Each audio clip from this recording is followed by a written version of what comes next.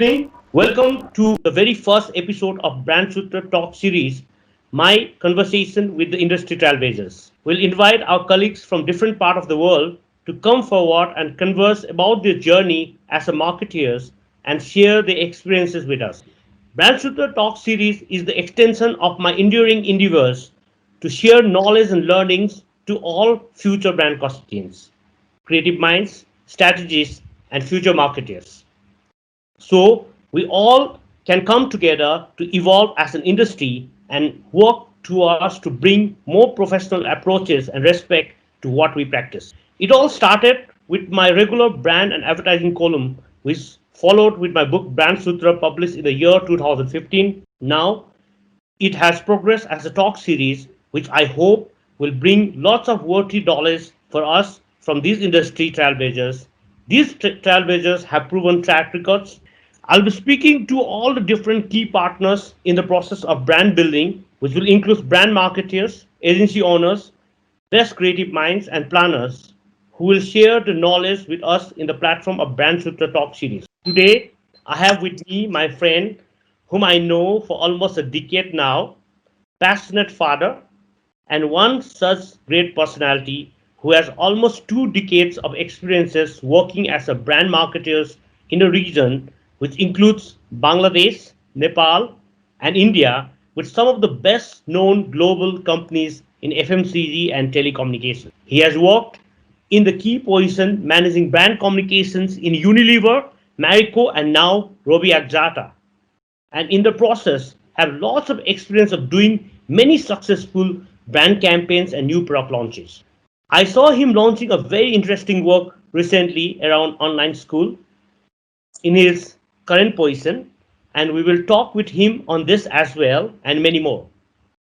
The best thing about him, as he lived in Nepal for 3 years, he has many fond memories around Nepal, including his first son who was born in Kathmandu and holds very special place in his heart for Nepal and his Nepali friends.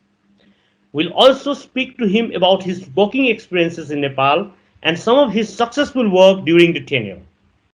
Samim, welcome to the very first episode of Brandsutra Talk series, and thank you very much for agreeing to be my first guest on this new endeavor of ours. Thank you, Ujaya. Thank you for the kind words and happy to be part of the show. Nepal is always second home to us, to me, to my wife, and to the kids. And in fact, we have been looking forward to come to Nepal sometime this year. Uh, there's a plan to come during the Eid holidays. So none of those have happened. And we got a lot of call from the extended family in Nepal that why you guys not coming. So now that it's not possible to travel, but as soon as things open up, we'll be there. I hopefully will see you again. But Yes. very happy to be part of the show and happy to contribute any way I can do for anything that comes, especially in marketing or communication or brand building in Nepal. So thank you. It's a pleasure to be in part of this show and looking forward to a good discussion. Thank you. Okay, Samim, like I take this opportunity to start my first question with you. Like these are very unprecedented time, as we all know. We just Yes. spoke about that as well. And for almost 6 months, things are not progressing at all. So in this kind of a situation, like how is the situation in Bangladesh, and as a at a personal level, have you discovered something about yourself, that surprised you, during these COVID Yes. times? So interestingly, I asked the same question to my wife. That we have been together. In fact, we have, so Nepal is an interesting thing for me. I'll begin from there. Right after we got married, we moved to Nepal. Right. So I know Nepal and my friends in Nepal for almost 10 years, and we are married for almost 10 years. So Yes. same. So I asked my wife that did you find anything about me that has changed or anything about myself? So one thing she pointed out was that interest in cooking. So I used to hardly get into the kitchen, and when earlier days, especially in here when there was no household support, I used to do some household work. But now what I have been doing every day, I get up before everyone in the family and I make the breakfast for the kids and for me and for everyone. So that is something I've been doing. So there has been a renewed interest in cooking. I Yeah. read a lot about people saying that, and their common joke that if you read that even Bill Gates or other get all these most richest people, they do the household stuff. Fantastic. That's most important, But now Right. coming back to, like marketing, like you are a marketeers for almost 2 decades, and you hold some of the key position for some of the respected brands in the region and the global firms as well.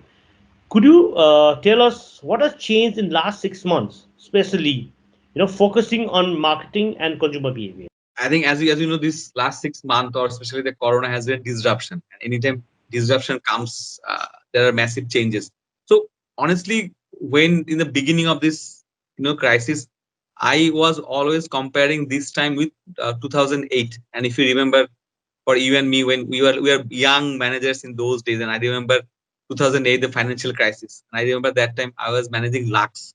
I Okay. was a brand manager for Lux, and it was everything went upside down, how to Right. manage the cost, how to manage the market share. So, and I was always comparing that. Okay, FMCG was quite insulated.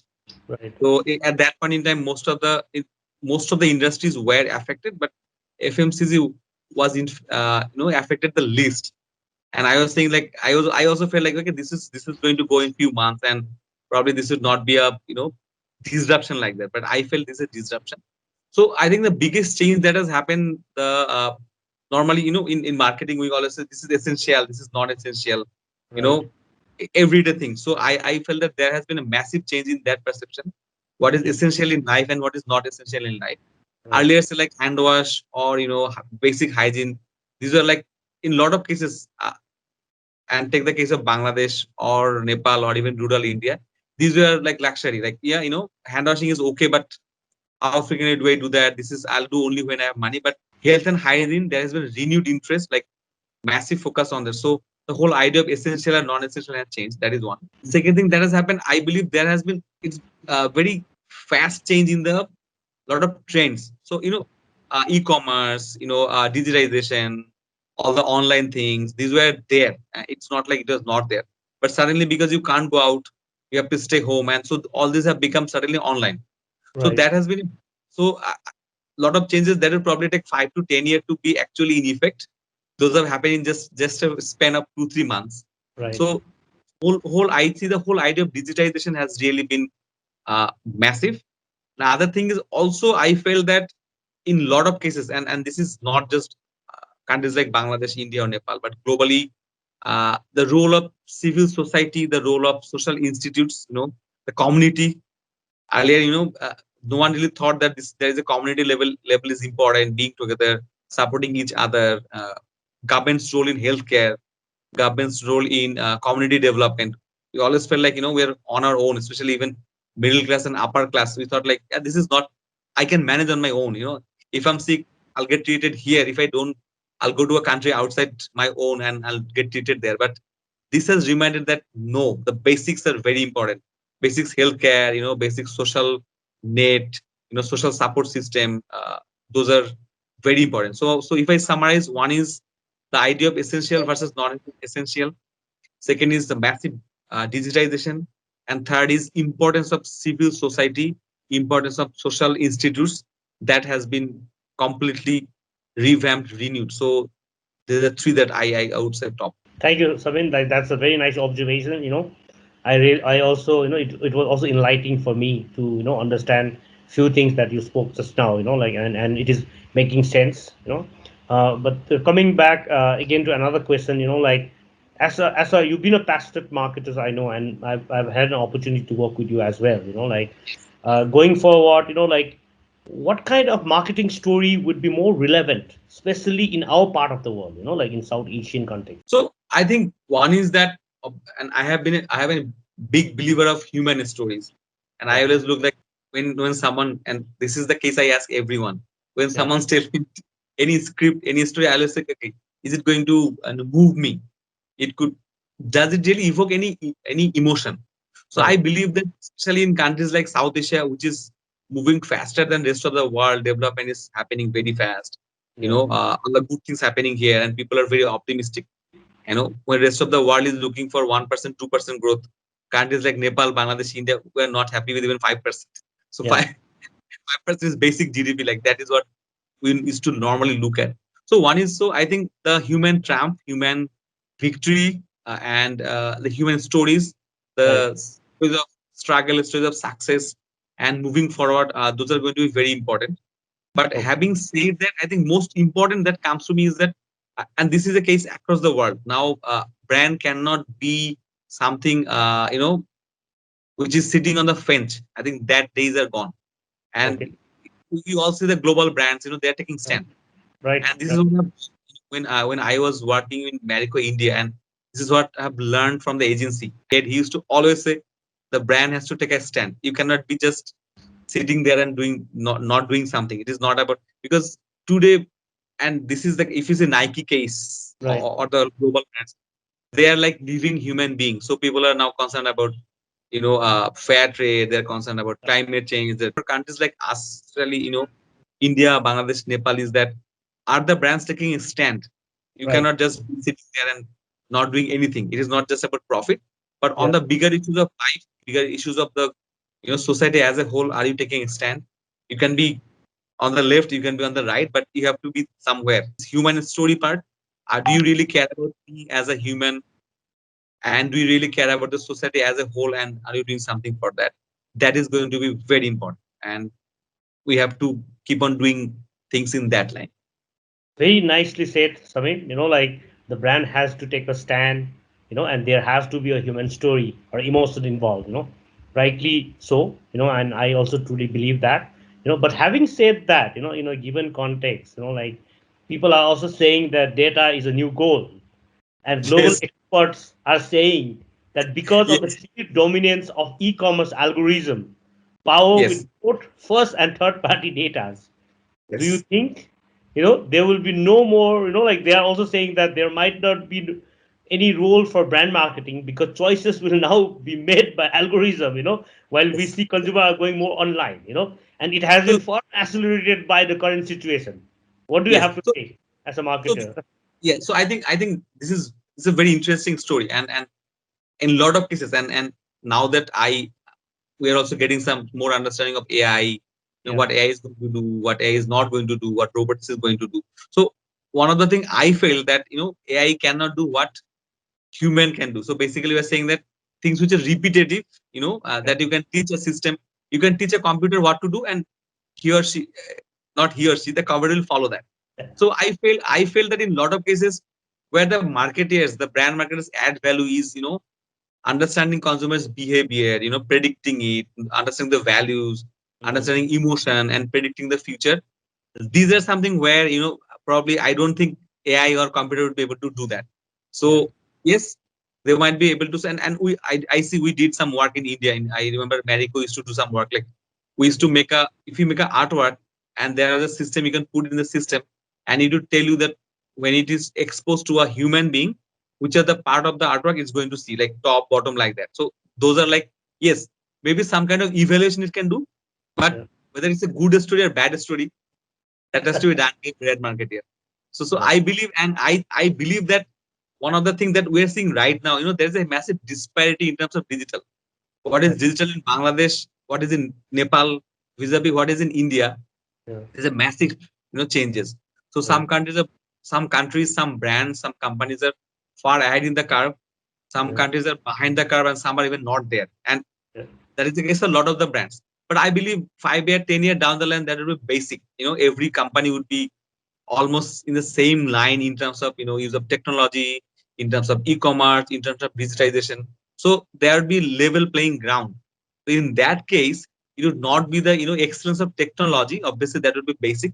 Then Yeah. again, the sort of understanding the consumer, having the right insight, having the right creative, Right. that is going to be more important. And if you remember, in olden days, if you remember, if you put one ad in, if you remember in old days, if you Yeah. had put one ad in Chitrahar, the Yeah. whole India is covered. I We know. still TV shows, and I remember the shows in Nepal, Tito Satte or Jira Krishna puts any kind of show. You put one or two spot there, whole Nepal is covered. Yes, we have to use the technology, but the basic, and as long as decisions are being taken by human, Yeah. purchasing decisions, Oh, yeah. which color I like, which color I don't like, what brand I like, what brand I do not like. As long as those decisions are being taken by human and Right. not by robot, marketing or understanding, consumers would be the core. That can be replaced. We used to a lot of time joke, a lot of jobs are not going to be there, but Yeah. but in and day by day, I get more conviction that the core marketing and in the consumer part is going to be there. I'm, I'm, That I'm, is, I'm happy. I'm happy that people like you and me, the passionate marketers, are still going to be around. And our job is still safe. Even with all these changes, right? yes, yes, Oh, very nice. So, you have had a very long career. Almost 2 decades now in brand communications, and I'm yes. sure you must have done a lot of good work. But then having said that, can you tell us about one or two such campaigns? Which you really feel proud of. And what are the big ideas behind those campaigns? And what is the process that you follow? For the people to learn. Yeah. So normally as a marketer, we often look at campaigns like the successful campaigns that, or campaigns that really push us in our career, moved us in our career. Yes. So that Yes. is there. But there are two campaigns which are very close to my heart, and it may not be in terms of number directly, but the kind of the way we work and the kind of you know uh, explicit benefit it brought to the brand, and I am not even beyond number. I think Okay. that is what I think. Right. That's So important. one is from Nepal, and Fantastic. you and Ujjal Dai was part of that. I'll tell you that the team was there. Eh, So one is, I remember that was Clinic Plus Healthy Hair Contest. Yes, yes. The name doesn't do justice to the exact content that we used to do. So when I Yeah. moved to Nepal, I took over, and I'll tell you the background. We used to sell lot more Clinic Plus than Sunsilk Right. in terms of volume. But when Yeah. you used to talk to consumer, top of mind is always Sunsilk. Okay. And I figured out that, and we figured then that Sunsilk is beauty, Sunsilk is modern, Sunsilk is younger. So everyone wants to be part of that. But when you talk to the real consumers, which is basically the mothers with young daughter, they are the target group for Clinic Right. Plus. Right. And when I talk to them, I feel there is a massive pride in the brand. Right. Then we wanted to connect that pride and love for the brand with their life. One thing I noticed is that this is common for South Asian mother, and in Uh-huh. most of the cases, because they get married earlier, or Mhm. even if that is not the case, most of the cases after marriage that is end of their dreams. Yeah. That was the case for our mothers. That was the case for our grandmothers, and even today that is a challenge, because once you get married, your family won't let you go to colleges, or won't let you work. So we felt that in a lot of cases, the mothers want to see their dreams through their child, Right. and for a mother, that is more for her daughter. you know I used to dance. Now I can't dance, so I want my daughter to learn. You must have seen that. Or Right. Right. okay, yeah. So lot of things, lot of skills that they want to pass it down to the generation, and they want to see the success to their daughter. That is Right. one. Right. And then we figured, okay, how do they define success? So Right. first thing that was that South Asia as a whole, India, Bangladesh, Nepal, they first thing is academics. Right. I want my daughter to go to a good school, get good score, and I want to ensure everything that I do adds Right. to her learning. That is one. Second thing is also that now the mothers want their daughters to be all rounders, and that is where her dreams comes in. Okay, Right. can my daughter sing? Can my daughter dance? And when you talk to consumers, and I'll tell you one trick, we used to always ask, and this is what I even do in now. When you talk to consumers, we used to always ask, if you get 1 crore rupee, as study, what did you do? And invariably, everyone, all the mothers would say, I would do something for my daughter. I would buy this, I would buy a house for her, or I would send her to a good school. So Mm. every time she would tell you, she wants to secure her daughter's future. Right. That is that is her arts. That is one. And second thing Yeah. is society evaluates her. Society would Right. judge her based on one thing, is that is the daughter getting good grade. So that is Mm. one. Second thing is the daughter well groomed, Right. or does that is so that is how we connected the hair with her grooming. My daughter Mm. has beautiful hair. So if she has beautiful hair, then that means I take good care of her. And if I take Right. good care of, I'm a good mother. So we Right. connected this. So the good hair, beautiful hair is a sign that she's well groomed, well taken care by the mother. And Yeah. second is, if she's into extracurricular activity, that Yeah. means her mother is teaching her something extra. Other one that we used to do, I when I came back to Bangladesh from Nepal, and I was hitting the skin cleansing. So I used to hit the soap category. And Mhm. likewise, we used to run one global campaign, which is to call School of Five.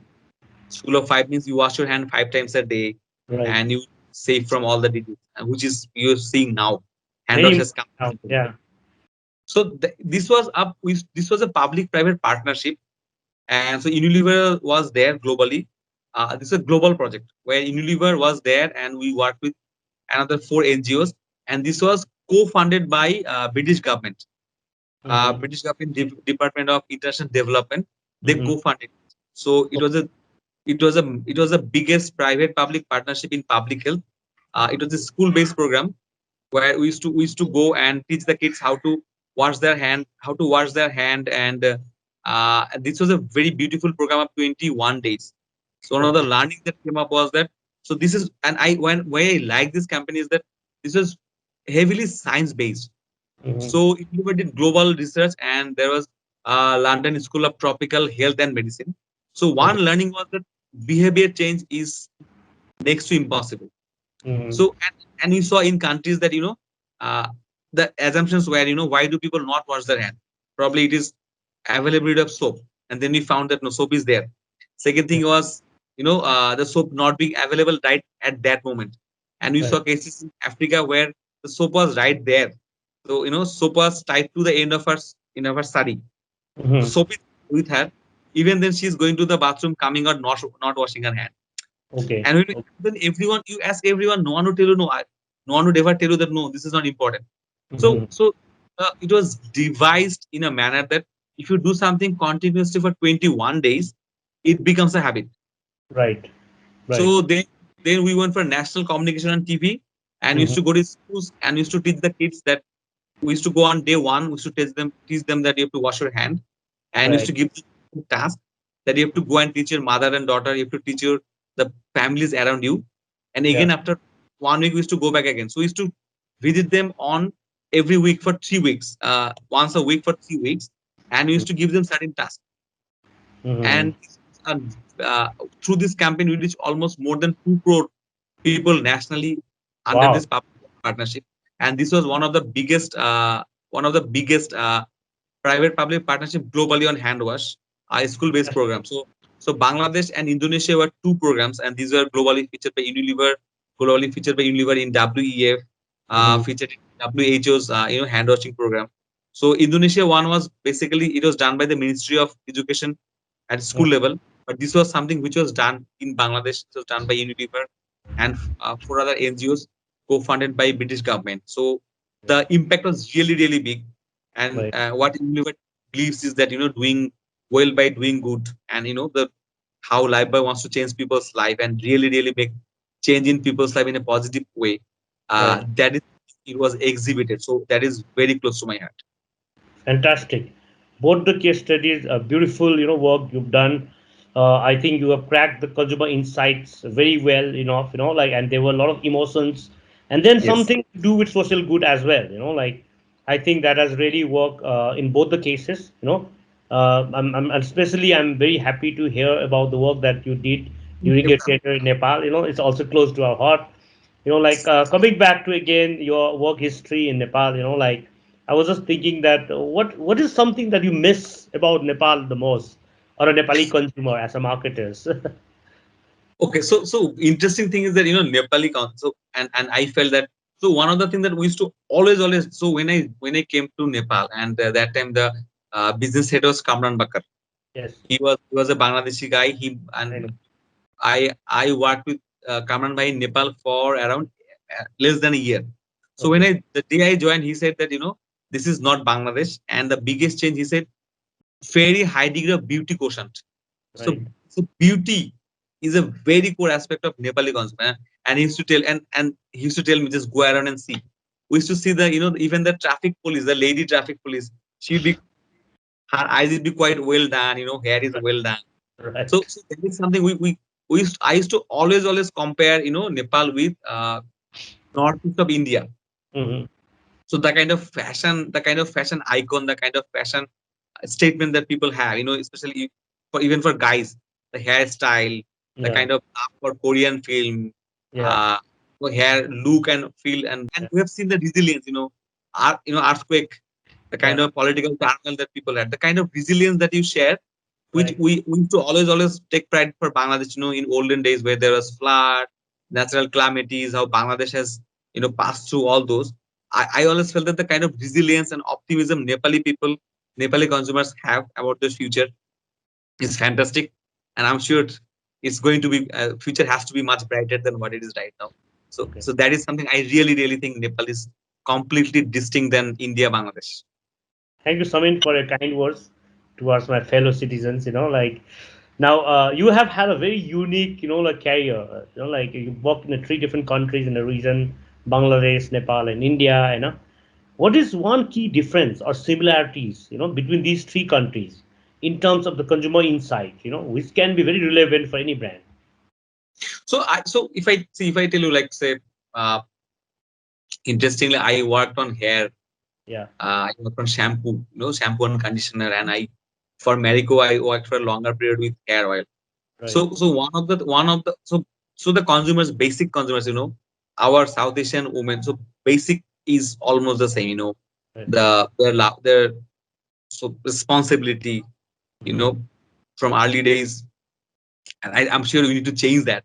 The Right. early days used to be the way we the kind of things and values we teach our daughter vis-a-vis teach our sons are Right. completely different. But I feel that one of the things I feel that in terms of social development, there has been massive changes. So Bangladesh is one where social indicators are much ahead of Hmm. rest of the world, especially because of the kind of work that's happening in rural India, in rural Bangladesh, rural Nepal. So that is something I see very common. The kind of women empowerment, learning, and social mobility. That is common across all these countries. Yeah. Everyone wants to look good. Everyone wants to do something for their family. Everyone wants to Right. be responsible, success, and good education, good social, environment would help them. These are there. I Yeah. think this is common across India, Bangladesh, and Nepal. One of the difference I feel is the middle class, the values and the role of middle class. I feel that India, because if you see post 90, the way Hmm. middle class emerge in India, and every brand is trying to serve that middle class. All the Hmm. services you see, e-com that we're talking about, Right. Very e-com, right. luxury item, travel, good Yeah. Yeah. food, all those are so middle. India has a massive middle class. That's Uh-huh. how the market's really grown. Hmm. Bangladesh is trying to catch up on that. Nepal, I'm sure it has changed a lot in last 10 years, but I always felt that there's a big group of small number of people who are very high in economic Hmm. strata, and then there is a massive number of people in the lower strata. So I think middle class is something which is not as emerged, evolved like India or Bangladesh. That has not happened in Nepal yet. So, and Yes. that is the group that really pushes for all the changes, all the consumption. We may Right. not like consumption. Generally, you say consume less and all this thing, but the whole consumption Yeah. culture comes from the middle class. You have money, you have a positive outlook towards future, and you have Yes. extra income to spend. You have good food, but you want to go order food from outside. You want to go for foreign country to for holidays. You want to buy a Yeah. new car. So going beyond the basics, I think Yeah. that is what pushes the economy as a whole also. So that would be Bangladesh, India, Nepal would be on three different level. Okay. I think that Fantastically put. Yeah, you're right. The middle class is the central of the economy, in all aspects, and they generally drive the economy as well, and we're also seeing the growth of middle class in Nepal to a certain extent, but not to the extent what you are talking about in India. You're right, like let me confess that I looked at one of your campaign recently that you share in social media. I think it was to do with online school, like and it really caught my eyes because like all our kids, like my 6 year old, 12 years old, both of them are online schooling. I'm sure with your kids also it's the same thing, like and I really thought that it's very relevant to the current context. But then, like, having said that, like, was there any thought process, like, to do that? Or and it's also very emotionally done, like, with children and teacher relationship. Therefore, can you would you like to share something on that, because I really liked it myself? waiting So done. currently the so because when you're post this, when Corona came in and everyone is online, Yeah, we yeah, saw a massive rise in online learning, and yeah. we felt that especially the youngsters, they are looking for a lot of learning online, all the trainings, all the courses, Right, especially in the first few months, universities were closed. right, Now that universities have opened, my kids, even for our kids, they are now doing classes online. right. So I've seen a lot of, so we saw there is a lot of surge in online learning, Okay, and we wanted to portray that. We wanted to show the so that if you have good network, if you have good internet connection, which comes from the telecom operator, of you know, course. uh, yeah, it actually is a good service. So we wanted to be relevant. So we Right, said, so this is one part where you can show good service, good technology, good network capability there. But then the question came in, how do you make it relevant? You right, can just show that you're doing online class, everything is fine. So right, that becomes documentary. So right, we want to know that how do we really make it, either it has to be very, so what is the emotion that you want to bring out? right, And that is when the team worked on, they brought the story of, it's another thing is that the show has to go on. right. That is what. So and especially a tribute to the teachers, like they Of are the course. one, and we always feel that, and I know, and my mom was a teacher, and I cannot imagine if today she had to take the class online. Yeah. How would she manage? I'm sure you'd see the same thing with your families also. So our Yes. mom or our elder sisters of that generation, those who are really really afraid of technology, how would they manage? So Yes. we also felt that there is a role to show our tribute to the teachers. They have been taking travel. So we felt like, okay, how do we build a story together? So we felt Right. like that the teacher has her birthday, and she would obviously think no one remembers now that Uh, there she's meeting the students. But uh, suddenly when the class goes on, suddenly the kids say, "Okay, teacher, please stop," and they start singing. So the whole emotion of we care about you, and the technology helps us to express our love for you uh, in an online class setup. That is what we have done in that. no, fantastically done. I really like the work, even the execution that has come out. Thanks that you make it a point to share it in an online medium, social Yes. media, and I could see it, like Right. fantastic. As a successful brand marketers in a region, like what is the top five key learnings for people aspiring to have a similar career like yourself? Can you share some do's and don't for others So to learn? I think, yeah. So I think first thing, I think, and I think marketing is always it's a mystery. And if you and if you are on the other side of the table with me, because Right, you know always agencies are saying, yeah, what are you really trying to sell, what are you trying to do? And even in organization, people always feel like, what does marketing people really do? right, So so so I think as a marketeer, I think the biggest thing that I always believe is that one is passion, right. and that is passion for brand, passion for people. And I'll come to the second, but when I say people Yeah, is that, and as a marketer, you really, it is not just about knowing the brand and who buys the brand, but because if you see in 24 of her life, she might only spend 5 minutes or 1 minute for you. yeah, It is not that because I'm selling parachute hair oil, she's always saying parachute. This is not her life. yeah. So in that one moment, how do I become relevant to her? But Right, at the same time, can I own certain part of her life, that any moment she thinks of something in that line, parachute comes to her mind. So what we used to, so not like you own something, some emotion. So in parachute, we used to always say, like, if it's about, we try to own, and last company we said strength. So right. strength, or strength of relationship. Whenever that comes to her mind, she has to remember parachute. So Yeah, how do you become synonymous of something in her life? That becomes very important. And if you have to do that, if you have to really know the consumer. So and one thing that Unilever taught me was that don't call consumer, call them people. So yes, it is not just her life pertaining to the product, but her aspiration, her the insecurities, her challenges, right. her dreams. So we have to know, as a consumer, we have to know. And that is where I always believe, role of knowing the culture, role of knowing the people, what is happening in economy, what is Yeah, happening in the culture, what is, how the country is moving forward, what is our core values, knowing history, knowing literature. This becomes very important. And second thing is, on this part, I always believe I always think of, you have always interact with the consumers. Do not Mhm. just sit in the AC room and make some Excel sheet, make some you know fine presentations and say you have done that.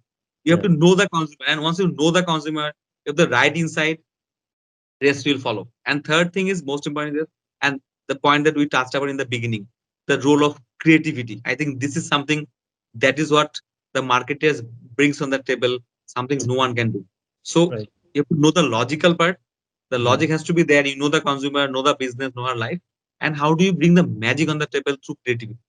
And Yeah. for creativity, and I, if you remember in early days when we were in colleges, there was nothing, no internet. You used to just remember Yeah. that we used to wait for the magazines to come and all those things. But right now, you get to know what is happening USA Today, what is happening in other brands, just 1 hour back. So no, I believe that keep an open eye, know what is happening around the world, see other Mhm. people's work, take inspiration from there. So have the global learning, global outlook, know your consumer, add creativity, and take ownership, bring passion, and have the vision. Because the most important last part is that in most of the cases, what you and I say is for 5 years down the line, and people say, "No, I need the business." Too." Yeah. So That's the right. challenge of balancing short term and long term. So Yeah. clearly stating the vision, the role of storytelling, role Yeah. of spotting the trend and acting on them ahead of time with clear vision. That is the fourth thing also that becomes very important. Very nice. And if you can do that, if you have that logic, you have that magic built in with that, with the right vision, success is going to follow. Very nicely put, Samim. Particularly, I like your thought on love for the people, like, because I think it all starts with the love for the people, like in Yeah. our business. We need There to are a lot know. of this, and Yeah. and this is we.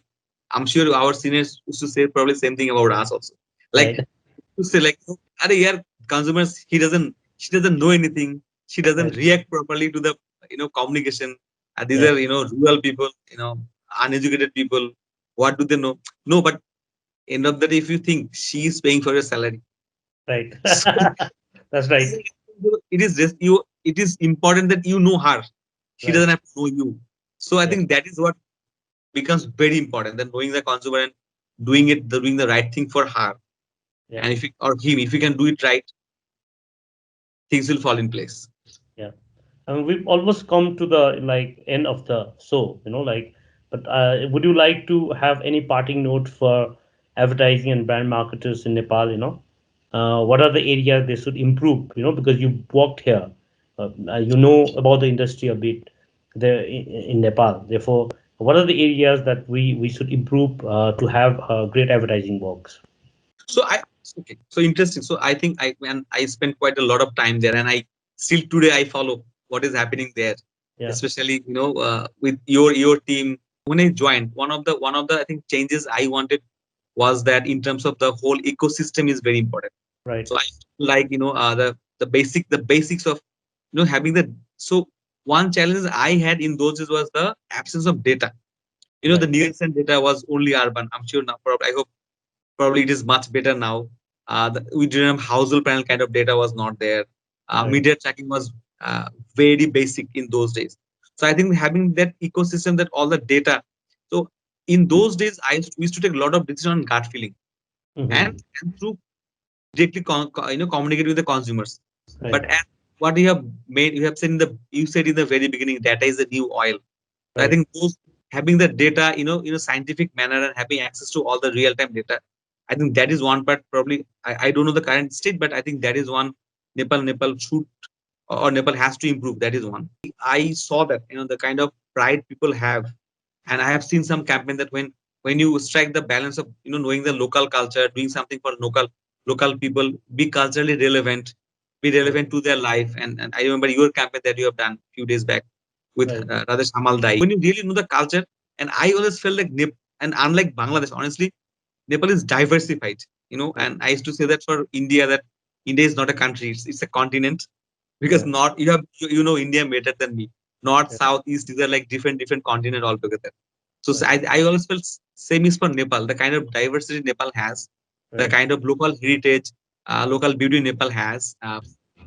If those are explored, those are brought to the consumers in the right manner with the brand, that would there can be great work on creativity that is there. I think these are the two part.